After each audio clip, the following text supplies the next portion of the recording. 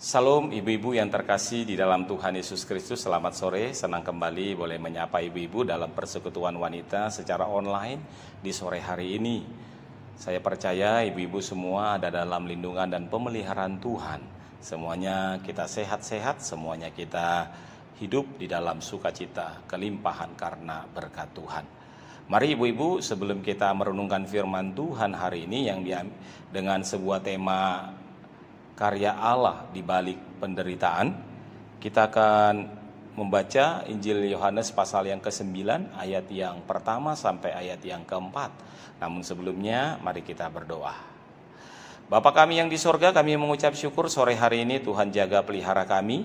Kami akan merenungkan kembali firman Tuhan di bawah sebuah tema karya Allah di balik sebuah penderitaan, yang kami melihat bagaimana Allah berkarya dalam kehidupan kami, khususnya di situasi saat ini. Berkati kami, Roh Kudus menolong ketika kami boleh menerima firman Tuhan. Kami dimampukan untuk mendengar dan menjadi pelaku-pelaku firman. Terpuji Engkau Bapa, dalam nama Tuhan Yesus kami berdoa, kami bersyukur.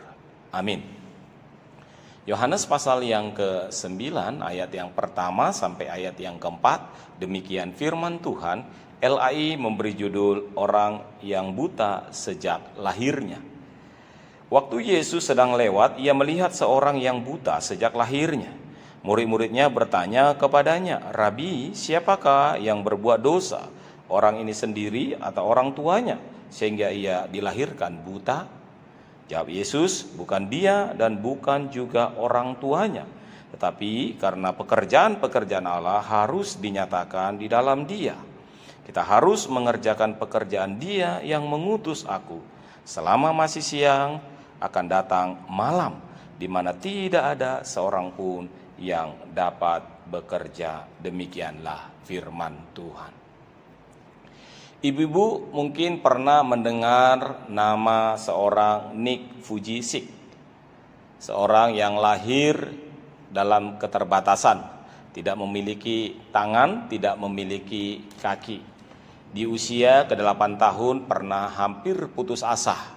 Ia berkata, "Bagaimana mungkin saya hidup bertahan kalau kondisi saya seperti ini?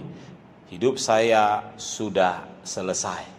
Tetapi di dalam perjalanan waktu dia merasakan bagaimana Tuhan melawat dia, bagaimana Tuhan mengasihi dia, dan bagaimana Tuhan membawa dia belajar mengucap syukur.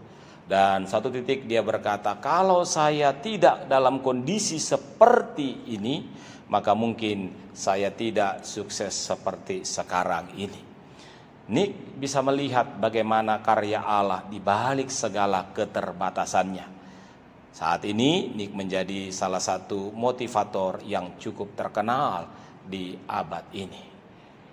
Ibu-ibu yang terkasih, di dalam kondisi seperti Nick ini, kita coba melihat bagaimana nats Alkitab yang kita baca hari ini menjelaskan ketika Yesus sedang berjalan bersama dengan murid-muridnya. Mereka melihat seorang yang buta sejak lahirnya. Ketika murid-murid melihat kondisi seperti ini, murid-murid langsung bertanya kepada Tuhan Yesus. Mereka bertanya, "Guru, dosa siapakah yang membuat orang ini menjadi buta sejak lahirnya? Apakah dosa orang itu sendiri atau dosa orang tuanya?" Jadi seolah-olah murid-murid sudah punya asumsi, mereka sudah punya pemahaman kalau seseorang itu sedang memiliki keterbatasan, memiliki kecacatan, memiliki kelemahan, seolah-olah itu karena dosa mereka. Mungkin juga mereka di dalam pengalaman bersama dengan Tuhan Yesus, berkali-kali Yesus menyembuhkan, lalu memberikan pesan kepada orang yang telah disembuhkan itu, "Pergilah dan jangan berbuat dosa lagi." Kalau kita membaca Injil Yohanes pasal yang ke-5, kita menemukan ketika Yesus sedang menyembuhkan orang lumpuh, dan ketika Yesus berjumpa kembali dengan orang lumpuh itu, di pasal yang ke-5 di ayat yang ke-14, dikatakan, "Engkau telah sembuh, jangan berbuat dosa lagi, supaya padamu jangan terjadi yang lebih buruk." Jangan terjadi yang lebih buruk. Asumsi-asumsi ini mungkin yang membawa murid-murid berkata, kalau begitu orang yang buta ini jangan-jangan karena dosanya, atau karena dosa orang tuanya. Nah, menjawab pertanyaan-pertanyaan murid ini, Yesus memberikan pilihan yang baru, bukan karena dirinya atau bukan karena orang tuanya, tetapi karena pekerjaan Allah mau dinyatakan melalui Dia. Jadi Yesus sedang membawa atau menggiring murid-murid kembali melihat bahwa ada karya Allah di balik situasi yang tidak menentukan bagi orang buta ini. Ada karya Allah di balik orang yang sedang bermasalah ini, orang yang sedang menderita ini. Ada kedaulatan Allah, ada maksud dan rencana Allah yang ingin dinyatakan Allah melalui orang itu. Ibu-ibu, kita bisa melihat bagaimana orang-orang yang dalam keterbatasannya dipakai Tuhan. Sebut saja Musa misalnya, bukan? Ketika dia dipakai Tuhan, dia berkata, aku ini tidak pandai bicara.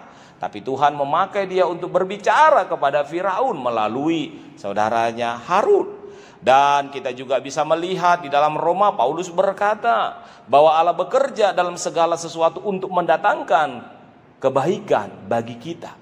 Jadi dalam segala sesuatu, dalam segala penderitaan, dalam segala kesusahan.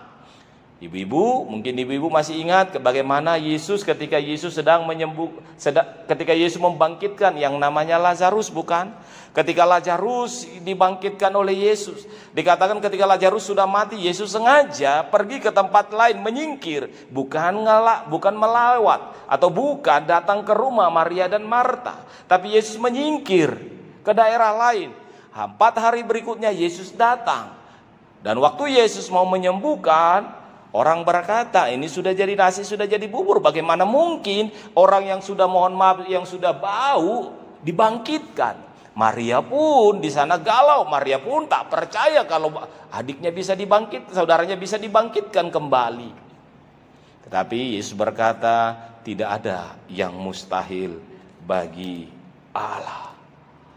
Oleh sebab itu, ibu-ibu yang terkasih di dalam Tuhan Yesus Kristus, kita melihat di sini bahwa Yesus berkata, bukan dia dan juga bukan orang tuanya, tetapi karena pekerjaan Allah harus dinyatakan.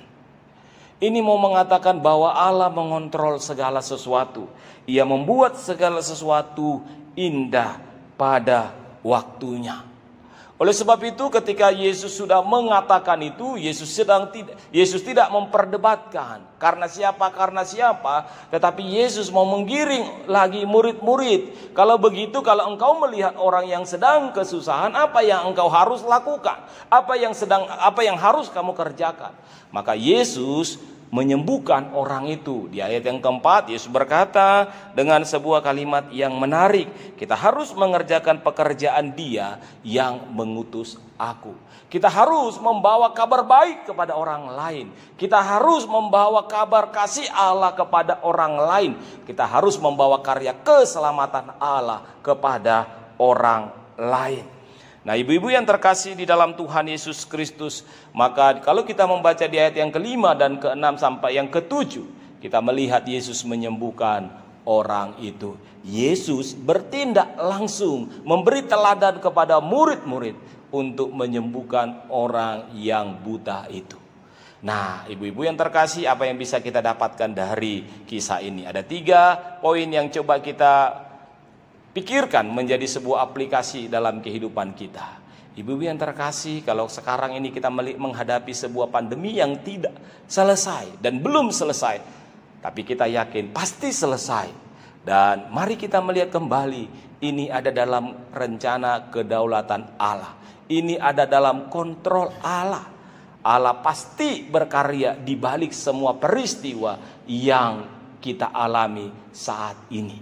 Kita meyakini ada kuasa Tuhan di balik semuanya yang mengontrol semuanya. Tetapi yang kedua, mari kita tidak memperdebatkan pandemi sekarang ini, virus ini karena politik, ini karena manusia, ini virus yang diciptakan manusia untuk merusak manusia, lain sebagainya. Ini karena politik, dagang dan lain sebagainya. Tidak. tapi mari kita meneladani Kristus, tidak sedang memperdebatkannya, tetapi sedang menunjukkan karya Allah di balik peristiwa yang kita hadapi sekarang ini.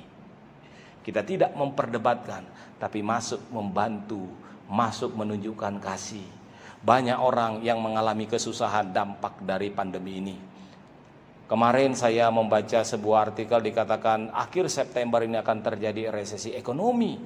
Mari kita tidak takut menjalani itu kalau kita saling bergandengan tangan, kalau kita saling menguatkan, kalau kita saling menopang, kalau kita saling meneguhkan dan mendoakan.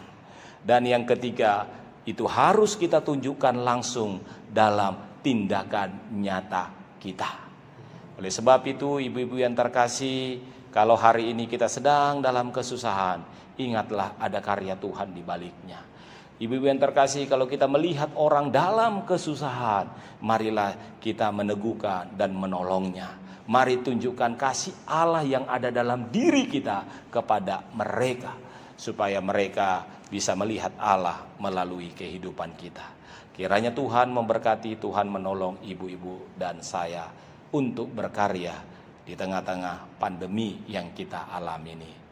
Shalom, mari kita berdoa.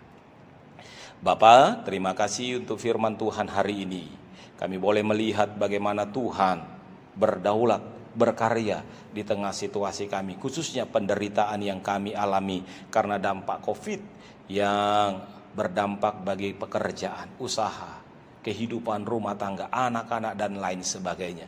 Oh Tuhan, bahwa kami melihat ada karya Tuhan di balik semua ini Tuhan. Ada maksud Tuhan yang ingin Tuhan sampaikan.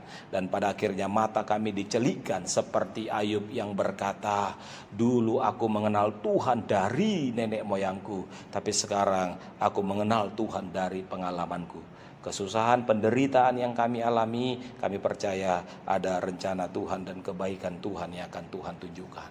Dan kalau itu realitas itu terjadi, Tuhan gerakkan kami untuk boleh saling membantu, saling meneguhkan, menguatkan, ambil tindakan nyata Tuhan, supaya melalui kami mereka bisa melihat Kristus, melalui kami mereka melihat terang kasih Allah itu, dan mereka terus dikuatkan iman mereka berharap hanya kepada Engkau.